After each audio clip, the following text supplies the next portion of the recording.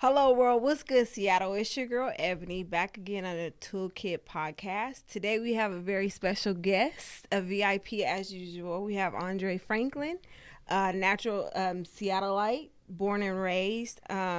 He is a collaborative founder of BUILD, Brothers United Leadership Development, as well as BRIC, Build Resilient, Inspire Communities of Color.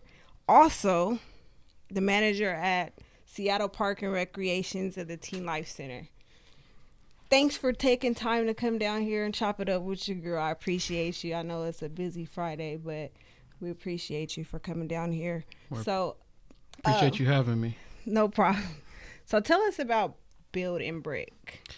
So BUILD, we started BUILD. It's like 7 of us in the group. We started BUILD in 2013. Right around when the Seahawks won the Super Bowl, right around that time. Like, we took time away from all that and, kind of got together and was like, hey, man, we're failing. Black men and boys, we're focused on black men and boys. So we really, kind of stepped aside, pulled like a dream team together, and we just been rocking, ever since. So, 2013 we started, and it stands for Brothers United Leadership Development. That's really what we're focusing on, black men and boys, all ages. There's no cutoff.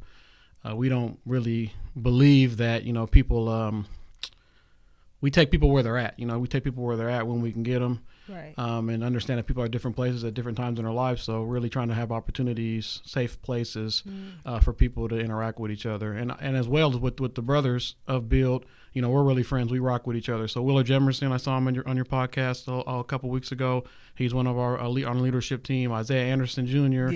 On our leadership team. Kendrick Glover, who runs a mentoring program out in Kent, is part of our leadership team. We got Jerice Vanga, Cedric Alderman, Ramon Franklin.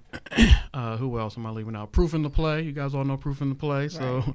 Terrell, he's part of the leadership team. So really we got a dynamic team that, one, we rock with each other and support each other. So having a network of black men to support one another and going through stuff, because we all got our own issues that we're trying to address as well, but also being a resource and a beacon of hope to the community, and trying to serve the community as well. So that's kind of, in BUILD in a nutshell. We do a number of programs, events, activities, trying to partner and develop current leadership as well as upcoming leadership. And one of our signatures events is our Father's Day event. We've been doing that. We've done that like 4 times now. And that's an opportunity just for a pay homage to kind of our OGs, people who inspired us, as far as black men in the community. So sometimes it may be a coach, a mentor, some people actually their dad or grandfather, but, a lot of us, grew up without fathers. So there's opportunities that people are filling in those roles. So we really, it's a great opportunity for us to kind of honor people who impacted us individually and impacted, hundreds of thousands of people as well. So this year we're looking at doing a Mother's Day event.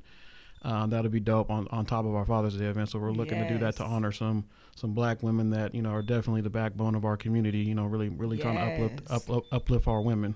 Yes, absolutely. That would be greatly appreciated. So that means women that don't have kids that's been impactful to the community can still be honored, right? Yeah, it's not about necessarily it's a mother figure or father figure. Like I said, it's about the village. You know what I mean? Yes. Really uplifting people that are doing amazing work in the community. Absolutely. So what's BRIC? So BRIC is Build Inspire Communities of Color, Build Resilient Inspire Communities of Color. So last year we started that, and that's really like a nonprofit, and it's really about communities of color. So BUILD is very specifically focused on black men and boys. We still collaborate and impact and work with other demographics, but it's really focused on black men and boys, which is, if we work with them and get them up to par and get things cracking, then everybody's going to ultimately benefit, So BRIC is actual formal nonprofit. So BUILD's more grassroots. BRIC is more formal nonprofit because we can go after, like, people wanted to donate money, but then we weren't able to give them a tax write-off. So it's more of a formal way that we can gain access to resources, as well as partner with other organizations that it has a larger mission. So it's really about, similar to what BUILD is, it's more about communities of color. So really providing resources, tools for communities, grassroots organizations, individuals, as well as institutions. So getting into doing trainings and workshops with institutions so they can understand how to interact and serve us the way our taxpayer dollars are intended for us to be served. So really trying to, it's a way for us to access and other partner up with organizations to access. So I actually work with a young gentleman named Keontae Bankhead, and he did a holiday bowl on New Year's. And he had artists come out. We had vendors, so all the vendors, all the contractors that we got a grant through the Department of Neighborhoods, and all the vendors that we contracted with were black people. Right. So we had black people make our T-shirts. We had, the music was provided by black people, performers, people that were scoring and timekeeping, the referees, everybody we contracted with for the event was black people. So it's really, and not only that, he did a great job in stepping up and leading that program. So really trying to provide opportunities to get resources to develop people's leadership, and some people already have leadership, is giving them the resources they need to really flourish in it. Yes, absolutely. I can agree with that, and build on what they already have. Build it's a lifestyle, right? Yeah, that's right. Our tagline. Build it's a lifestyle for sure. Absolutely. Africatown also says build Africatown. So I mean, building is a key component to us, especially as our community of healing, the healing process and stuff like that. So my next question would be: is what got you involved in the community work? So it was a tragic situation. In 2004, I was 23 years old, and my brother died. And I was like deeply depressed for like a year and a half. And then one of my there used to be a program in Seattle called Seattle Team for Youth, and my brother was being case managed by that program, Seattle Team for Youth, in the 90s. And one of his case managers, Larry Evans, stopped by my mom's house. This is the first time I met Larry Evans, and we've been rocking strong ever since that day. So he kind of got me involved in, just took me out to lunch, had conversations, checking in, kind of do a temperature check. And then he introduced me to other people like Aaron Counts, John Page, Mary Flowers, other people, other pillars in the community that really been, grinding on this work for a long time. But we started doing, I started volunteering, going and doing like groups in the juvenile, doing stuff like that. Started volunteering down at Rainier Community Center, coaching kids. Then I started like scratching the surface a little more, where it wasn't about sports, and started like, hey, I'm coaching you, but bring in your progress report. Right. And then it started exposing like the systematic failures of what's going on in the education system, and then some of the parents outline some of the resources that the parents didn't have. And I will say that I've dealt with parents that have been incarcerated, people that, on and off drugs, whatever trials and tribulations. I never ran across a parent, no matter what their situation was, that didn't want better for their kids. Right. And so really trying to provide them and give them the tools and the resources that they needed, and push them, to give their kids the best that they could. Sometimes they may not have the resources or know how to do that. So that's really, in a nutshell, tragic situation. I churned it, I was either going to go left or go right, and I chose to go right, and kind of empowered me. So now like all the work that I do is kind of like in the legacy of my brother. Lawrence Franklin is my brother who passed in 2004. So that's really what got me into the work, and it's just like a, unfortunate situation turned into something amazing. Yeah, his legacy lives on through you, and all the work that you're doing, that's still serving him. So that's a beautiful thing. So what advice would you give young men and boys to get involved into either doing the work, or trying to figure out where their place is, and getting either help or volunteering, or whatever the case may be? I think the advice I would give is, like, if it's in you, do it. You know what I mean? Like, there's so much good work going on in the region, in Seattle. There's a lot of programs, a lot of resources, a lot of things that the people can volunteer their time in. And don't do it for the money. Right. If you're about it, the money's going to come if you're really about it. They need us more than we need them. You know what I mean? So if you're really real and really righteous about the work that you're doing, so definitely don't let money be a motivator. Do what you need to do to get involved. So figure it out, and don't wait till your life doesn't have to be perfect to get involved. So I think sometimes people are like, man, I'm trying to get my stuff together. Man, I am too. I'm 38 years old and been doing this work for 15 years now, and I'm still trying to get my life together. I don't got all the answers. None of us have none of the answers. But then also understanding that a key piece of advice is be careful who you mess with. Yes. In the work. And also be true to who you are. Kind of set your vision, missions, and goals for yourself, and then just run with it. Like, it's so much stuff to get done out here. There's so many issues that people. There's enough work for everybody. You know what I mean? So there's enough work. Stay true to who you are. Get involved. You got to start somewhere. One of my models is like, if I can do it, coming from where I came from, anybody can do it. So don't let your current circumstances or your past stop you from being involved in your community. There's a lot of opportunities out there, and we're needed. Like I said, our community needs us. We're needed more than ever. So like, get involved, volunteer, help out, Yeah. How can someone get involved with Build? So we have our website. You can go to our website, build206.com. Our social media, we have Instagram, Twitter, Facebook. We haven't got on the Snapchat yet. The younger generation is on the Snapchat, but we haven't really got on that. But all our email address is attached to all of our social media. So build206@gmail.com, Facebook, build206.com, Instagram, build206.com, and Twitter is all build206.com. But our email, you can email us. All of our contact information is on our website. So build206.com. Hit us up, reach out. There's, like I said, there's other members that we named. They also have social media. So Willard, Jemerson, Kendrick, Glover, Isaiah Anderson Jr., Proof in the Play, Jerice Vanga, Cedric Alderman. You can hit them up individually as well. My Facebook is Dre Franklin. So you can reach out to us individually. And then the Build, we used to have a Facebook page called Build Seattle, but Facebook made us change our name, so you can hit us on that as well. It's Lawrence Franklin. So yeah, we got a lot of ways for people to tap in, get involved, volunteer, ask for resources, ask for services, and we'll do what we can do. So what was the I was looking on the website, and actually you showed me the balls and stuff, the party. Like what is that? So we've been trying to generate businesses. So we bought a box truck, and we do so many events and activities that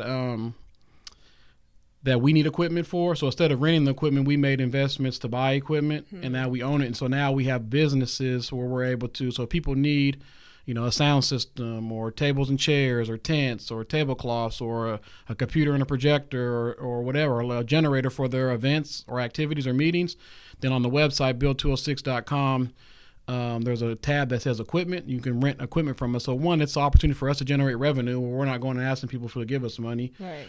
It's an opportunity to us for have hands-on life skill, job skill training, because when young people or adults are working with us, we're able to pay them a livable wage and give them hands-on training on how to work the truck, how to strap this stuff up, how to read the invoice. So those are things that are real transferable job skills. Right. And then the knocker balls, it's basically an activity where the kids or adults get in for team building. It's fun activity. So that's another it's another thing that we have on the website. So if you go to build206.com/knockerballs, you can see some videos of the activities. And then if you want to reserve them and have us come out and lead some activities, that's another job training opportunity. Where the money that we get from those go straight back into the nonprofit. And that's the benefit of having a nonprofit is all of our business licenses and stuff are tied to the nonprofit, and so the resources and revenue just continue to help support what we're doing with the nonprofit as well as what we're doing with Build. Yeah, those knocker balls look fun. Yeah, it's gonna crack. So who motivates you?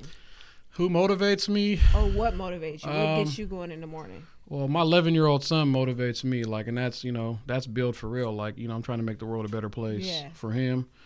Carrying on my brother's legacy motivates me. The community motivates me. The work. It's like nonstop. It's really Build. It's a lifestyle. It's really like nonstop. Sometimes I gotta do a better job on really taking time for myself. Yeah. Because it's just like nonstop. But it keeps me out of trouble. It keeps me focused. It keeps me going, trying to help people. Helping people motivates me. There's a lot of things that motivate me, but really my son, my 11-year-old son motivates me. My family, my friends, my brothers at Build. They motivate me and keep me focused. So when you feel drained, what do you do to reset? So resetting, I definitely, if I feel drained or depressed or having anxiety, I check in with some of my brothers and say, hey, what's up? Or some of my elders, some of my OGs, and say, hey, what's going on? This is what's going on. But also I started getting into doing acupuncture, and I don't like needles, but right. I swear by acupuncture, some of the best sleep you'll ever get.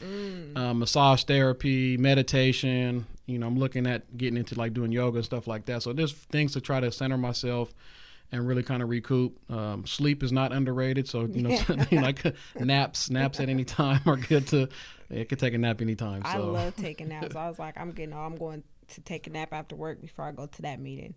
But so I think it's beautiful that you just listed all those different activities and different things that you do, and even just being transparent with just dealing with life on life terms and different emotions and stuff, because in our community it's not common, or we've been conditioned and trained to not acknowledge depression, not acknowledge problems, issues. You just kind of have to suppress it. And so to be able to be transparent in that and still build and know that you can reach out to your support system is that's huge to me. And I think it's beautiful. And I think that's something that's great to display to not just the next generation, but even peers and elders, you know, because we're still learning and just seeing the healthy outcomes of it. And that's something that I think our community collectively needs to be more transparent and real with ourselves about it. So that's a beautiful thing. Thanks for sharing that. Thank you.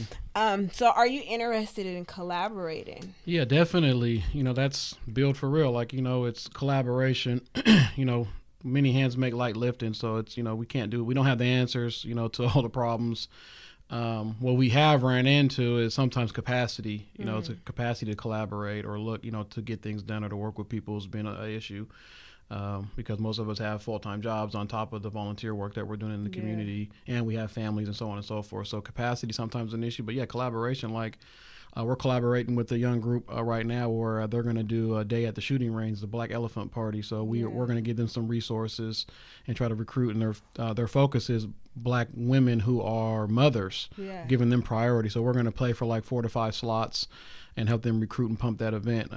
So stuff like that, really trying to collaborate and share resources. And there's the next generation of leaders. Like, and so, you know, we talked about the football event. There's different types of activities that we're trying to do to bring. And so a lot of what we do too is trying to, with gentrification being so rampant and what's being pushed, we didn't really get pushed to where we had. So that was one of the benefits of having redlining and stuff is we actually it was forcing us to have community. You know, we had to have the resources that we needed to function.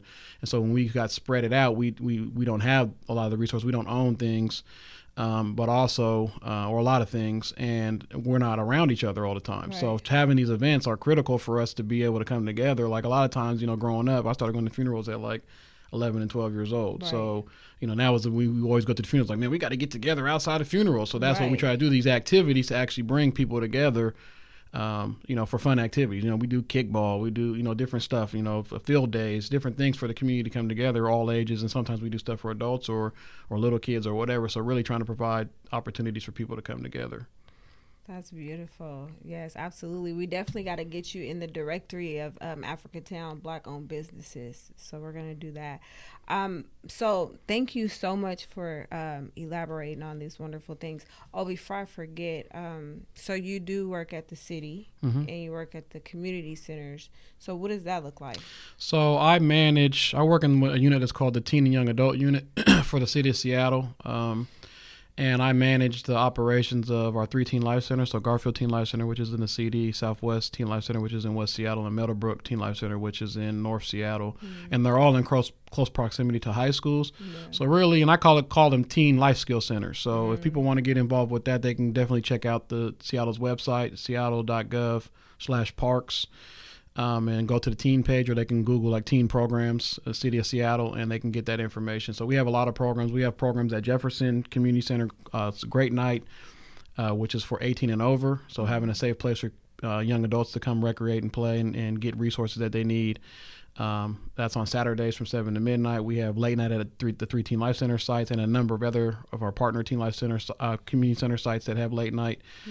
So there's like 10 late night sites across the system, and that's for 13 to 19-year-olds to have somewhere to go on Fridays and Saturdays. And of course, there's a number of array of different other types of programs and job readiness and life skills and, you know, paid and unpaid positions, volunteer opportunities, educational opportunities. It's a lot. Okay. We do a lot there. That sounds wonderful. What's that website again? Seattle.gov/parks. Okay. Or you can Google Seattle Parks or Seattle Teen Programs, and that information will come up as well.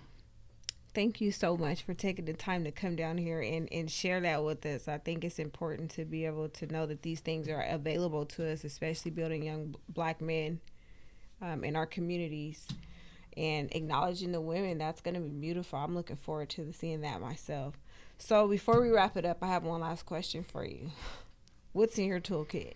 So my community's in my toolkit. Like, I think that's really the biggest resource that we have is people. You know, that's the biggest resource that we have.